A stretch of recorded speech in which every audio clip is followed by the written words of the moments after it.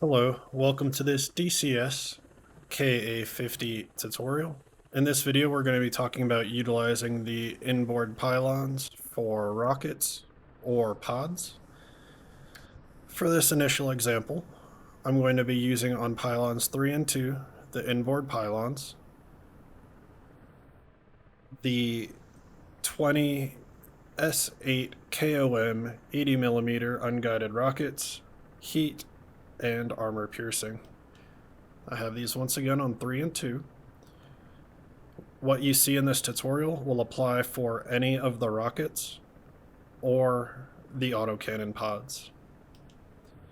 After your rearming, we need to move to the panel to our right hand side behind the seat,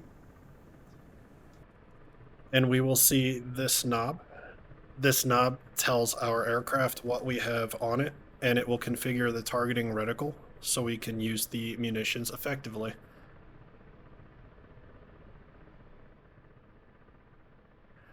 I will have a screenshot up on the screen here, so you can either copy it, write it down. I'll also have it linked in the description comment below for your own reference. So you just match up the position on the knob with what is shown in the chart. In the Black Shark 3 here, as you can see, when we hover over it, it tells us what the setting is for. In the Black Shark 2, we do not have that luxury, so keep the chart handy. The chart comes courtesy of Chuck's Guide. So as you can see here, we have the S8 COM 80mm.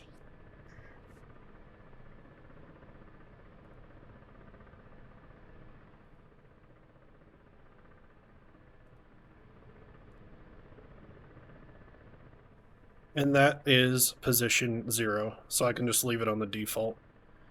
Usually, when I'm out in combat, I will take the S13 122mm, because these are extremely useful for taking out buildings, and in most cases, the Ka-50 excels in a standoff capacity with the cannons and the Vickers, so I won't be getting close enough to use these, but if I am, it's going to be for a building. So for the S13s, I would put them to position 2 on the switch.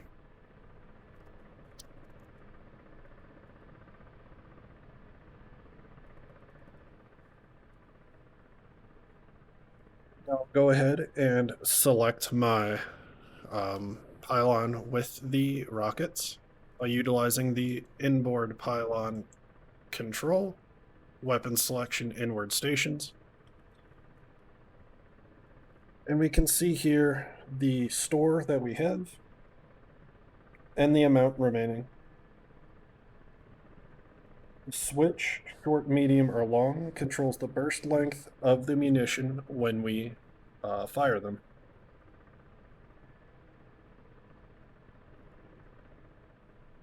On our HUD, we will see this circle with the center dot and a small pip on the 12 o'clock position.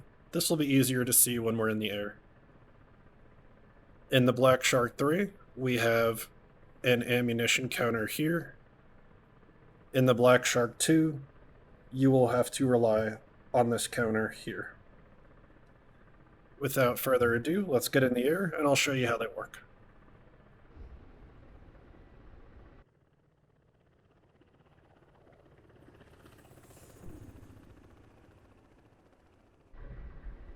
Alrighty, as we're getting closer to the targets, we can talk about this a little bit more.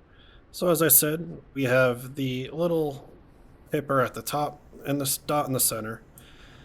Usually for shooting, we're going to be utilizing this dot at the top of the circle, this little line, and we'll line that up with the target we wish to fire at. Here I'll show you the different burst lengths. So here on short burst, I will press and hold my weapon release button.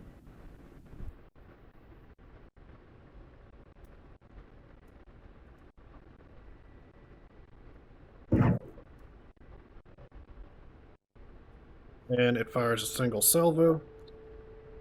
Put it to medium.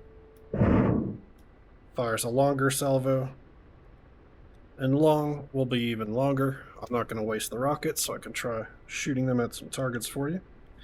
But as you can see, it wasn't 100% accurate on where it is.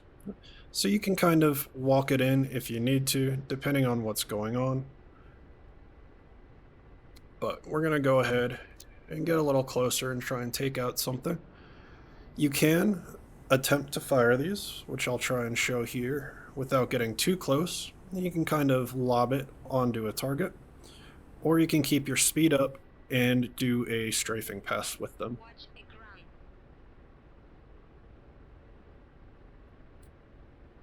Look for something good.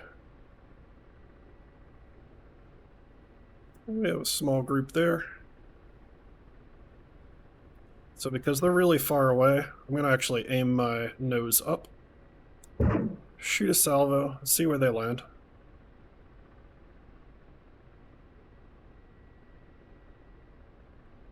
Yeah, I got it spot on with what I was aiming for.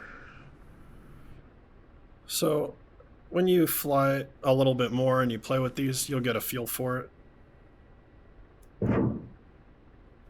You can add some elevation, hit your targets. These rockets, as you saw, were some of the smaller ones, so I don't expect them to have a huge impact on lightly or heavily armored vehicles. Here, I'll do a pass with a long burst, line myself up.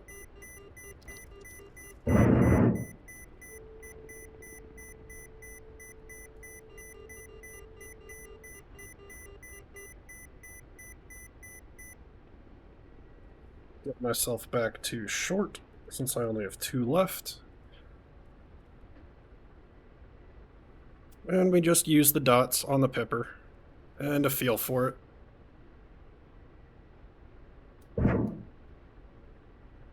And a little long. But they're as easy as that. I'll pause here, grab the autocannons, and show you those. Alrighty, so I've rearmed. I've decided to put autocannon pods on all 4 of my pylons. These are the 2x 23 millimeters. And going back to what we said before,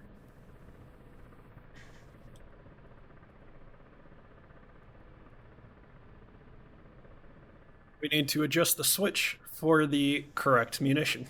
So in this case, I will put it to the 5 position. One thing to note, because I have the same weapon on all of my pylons, I don't have to necessarily choose inner or outer pylons. I can choose all pylons.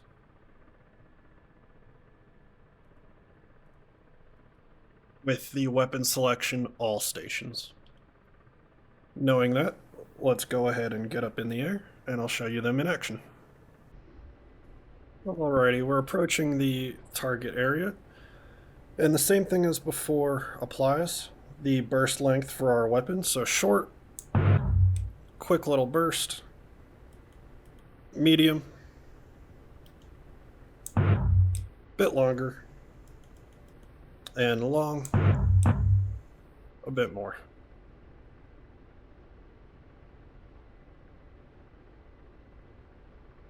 So for this run, I'm going to keep it on long as I go in and try and make a pass.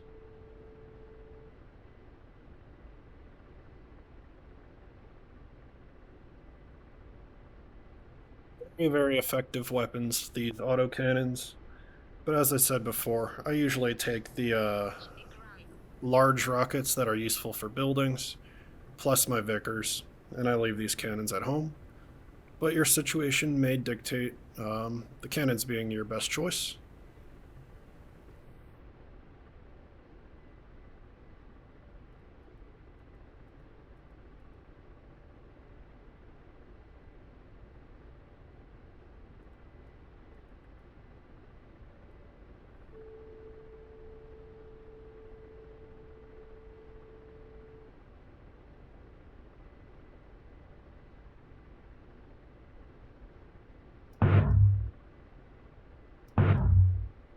Just aligning the pipper over the target and hitting the weapon release button.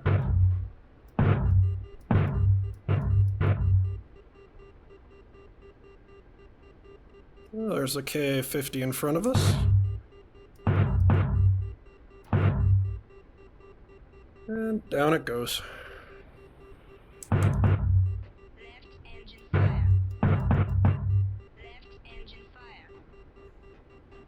Watch a ground.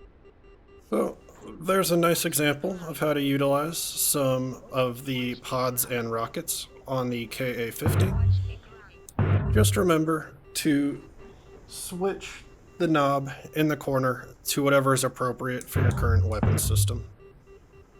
Pay attention to your burst length choice, because your weapons can go fast. As you can see, now I am completely out of ammo.